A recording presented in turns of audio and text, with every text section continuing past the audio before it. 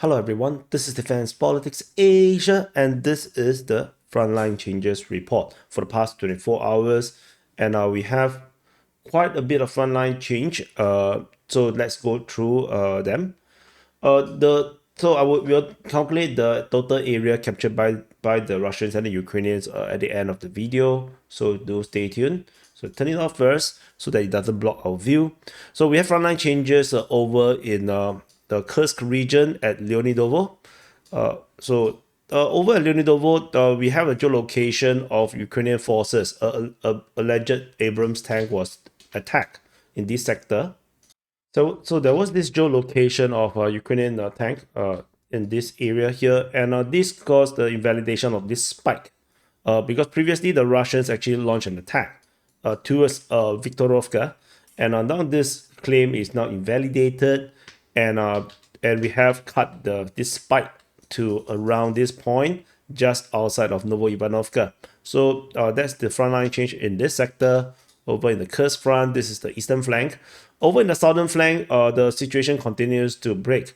So after we have reported this massive capture by the Russian forces and the Ukrainian claiming this area, Russian forces over in the Fenesievka region or the south of Cherkasskaya Konopelka have actually captured grounds. This is based on the mapping from the Ukrainian side, where the Russian forces now fight along the Svel River in the direction of Krylovka.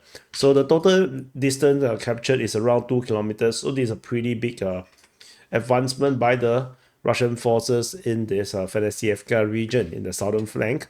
And then we move on to the next frontline change is over in Kurakhove, over in the Pishchane front. We have geolocation of a Ukrainian force over here. And this means that the Russian claims is now invalidated, with Ukrainians actually is still within this area here on the eastern part of Kurakhove. So that's all from this. This is just some cleaning up of this front line in this sector. Over after Kurakhove, we go to Shevchenko, which is over in the Pokrov front. So this is Pokrov, and the Pokrov fronts go all the way down.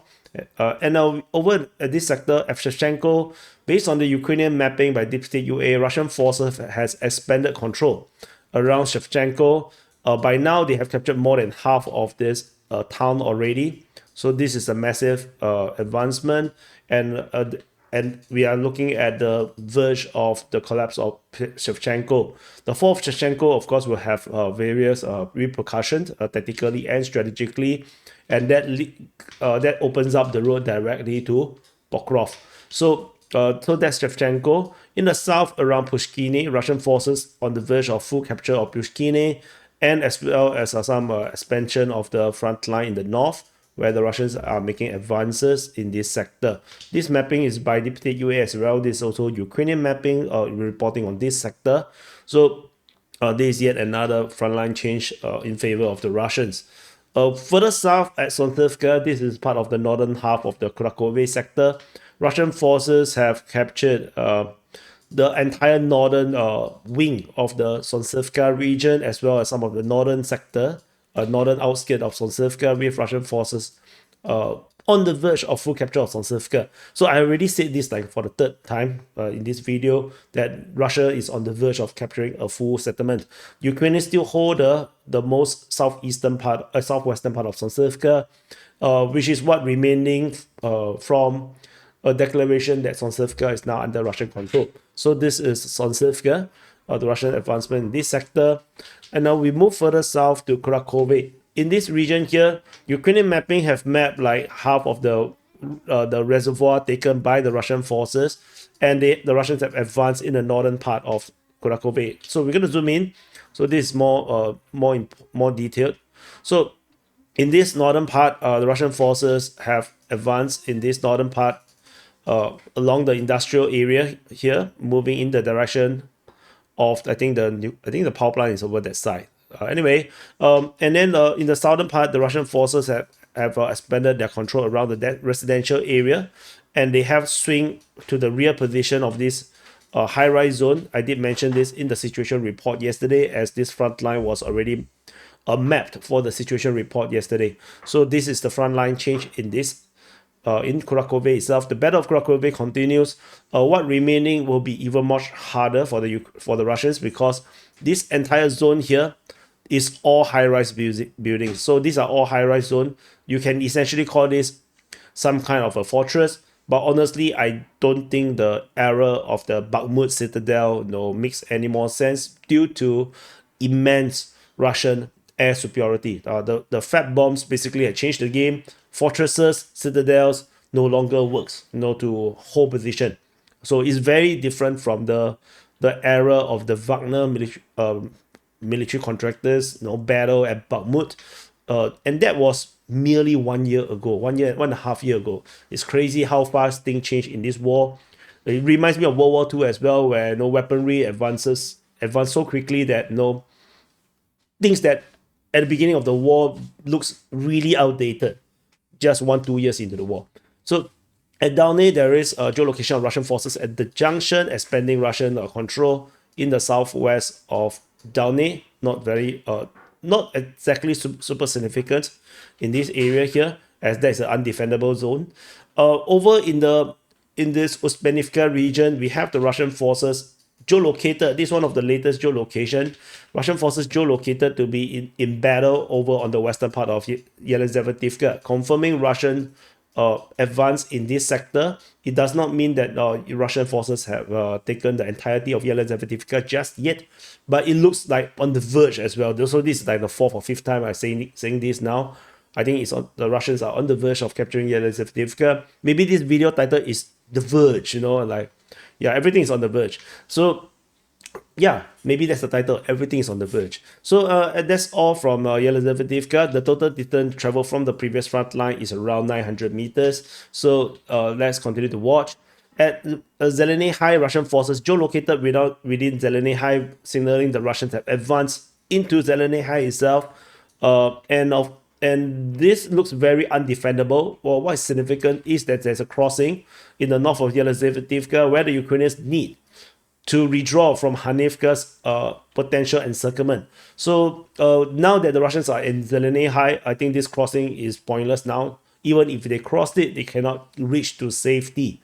And which means the Ukrainian forces in Hanivka is now operationally encircled. Because previously we already have Russian forces appearing in this area of Uzbenivka. The Ukrainian forces at Hanivka and all the wider region would have to withdraw through this main road, in the southern road, the Centrana road of Uzbenivka. They have to go through this road, and it would be pretty dangerous. But I think this is the only road left. Operational encirclement is staring them down the face. So that's Uzbenivka front in this region. After Zeleny Hai, the next frontline change is over at Rozliv. In the south of Rozliv, the Russian forces, based on Ukrainian mapping, have advanced again, taking another tree line as they continue to march towards strengthening the front line in this sector of the front line. So this is Rozliv, and of course this is the south of Rozliv or the east of Rozdone. So the Russian advance in this region. So, and the last front, I think then there's one last frontline change is over at the Zaporizhzhia front. So this is Zaporizhzhia front line is over here. This is the Orikhiv sector, and at Robotiny, Russian forces has been geolocated on this road along the entrenchment, which means Russian forces have captured this entire area, invalidating Ukrainian claims. So this area here, this area here is claimed by the Ukrainians previously. So now, of course, this is now invalidated. Russian forces have fully captured all of this area here. So from the previous front line, the road all the way to the current geolocation is around 800 meters.